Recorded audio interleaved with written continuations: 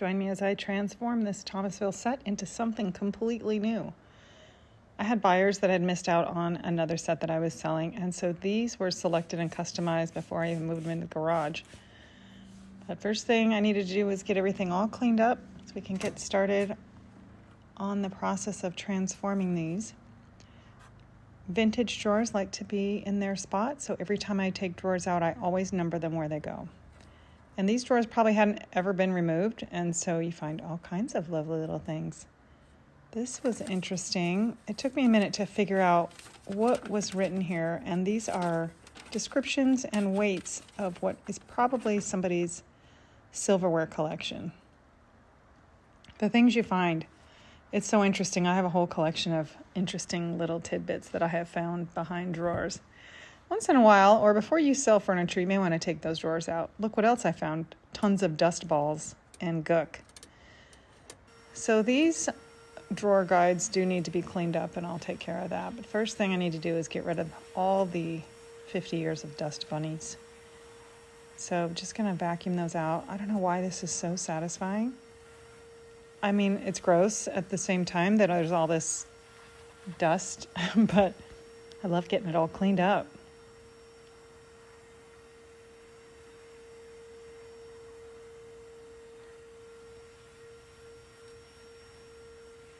So I spent some time now because I don't like to take these types of drawers in and out quite a lot. But now that they're out, I want to verify that I've got all the bumpers and drawer guides and everything that need to be there. And all 9 drawers have everything they're supposed to. So now I'm just going to clean up some of the gook. Now these are a ball bearing slide for the drawer guides. And I don't want to take all of the grease that's off of them, but I cleaned them up. So they all roll really nice now. These are getting painted, so they're getting scuff sanded. I've got my Surfprep, and these have a really flat design, so it's easy to go in and just scuff sand everything. But I am noticing that I've got a couple little areas. Now I'm building a base, so that little part right there, that little support, is going to be in the way, and I've got some corners that are broken. So I got my oscillating tool out just to trim this down because I can't put a base on if it's not completely level. So I cut that off of there, sanded it smooth, and now we are good to go. So I've got some chunks missing on the corners, which is pretty common. These get moved around a lot over the years, and the corners just get broken off. So I fixed those with some Bondo, and then finished sanding all of the drawers. Because of the design of these, there's lots of little places to get into, so a lot of that was by hand. I'm building new bases, so off to Lowe's I went. I have a full tutorial on this base building process that covers every single detail of this, so this is going to be an overview. I picked out Poplar, I came home, measured everything, and then I wrote out all of my cuts that I need to make. I'm building bases for 4 pieces of furniture, so then I start making all of my cuts and cutting the legs.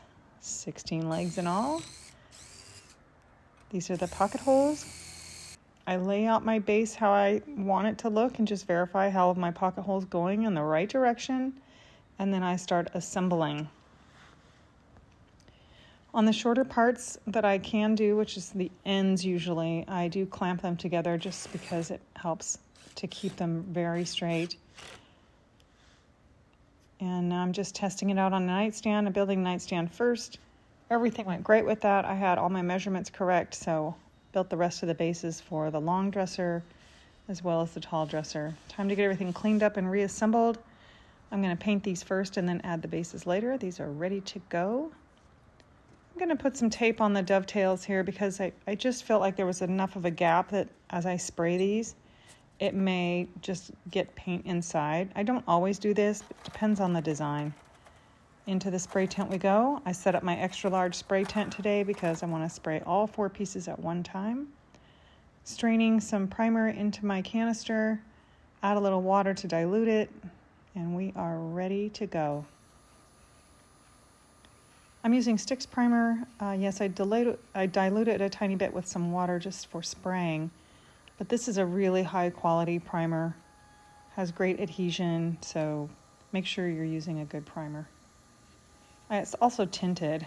We're going dark with these, so Tinted primer is great. There's my paint, Farmhouse Evolution in Bhold Black. Again, a little dilution. But before we paint, we must sand. Sanding is so important to a nice, smooth finish. And I'm not sanding a ton. You'll see that it's just, I had a sanding sponge and I was just going over all the flat areas. And then I wiped everything down with a microfiber towel and some water. And here's the transformation into this bold, black, beautiful color. I'm so glad I'm spraying this because trying to paint that by hand would have been a nightmare. But instead, in about 5 minutes, everything was painted with the sprayer.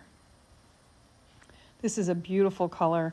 Again, it's called Bhold Black because it's a solid black.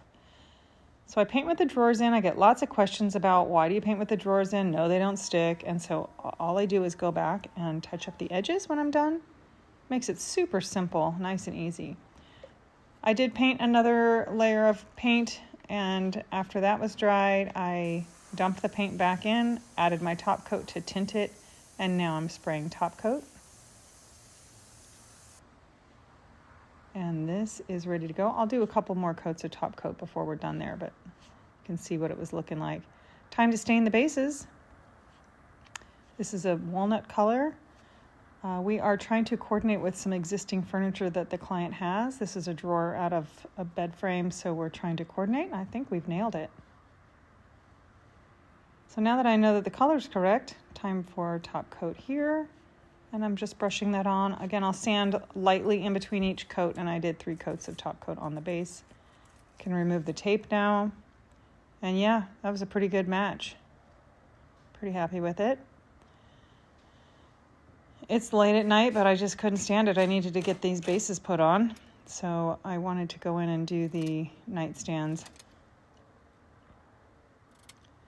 So I do pocket holes. I do the center first and then go around to the sides and then fill in all the rest of them in between. Just the way that I have found to get them to fit the best. There it is with the base.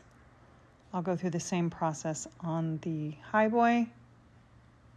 But as I was doing this, I was noticing this is not seating down properly. What the heck? It's like bowing. No way was a screw going to hold that in. So I took the base back off. And sure enough, I have another one of these little supports that is sticking up.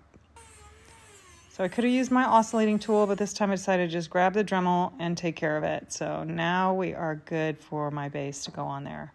And it fits nice and flush. Yay! So I get it centered and then start putting in all the pocket hole screws. Same thing on the long dresser. This is the fun part. You can see I have this flipped upside down on a fuzzy blanket because you don't want to mess up your newly painted piece.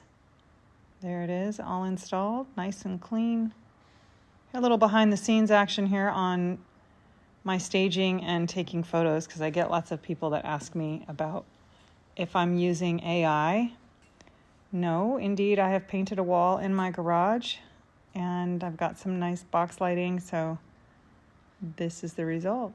Beautiful dark black with these stained bases. Going to be a perfect addition to my client's master bedroom. Thanks for watching. And if you're trying to learn or if you just like the before and afters, make sure you hit that follow button.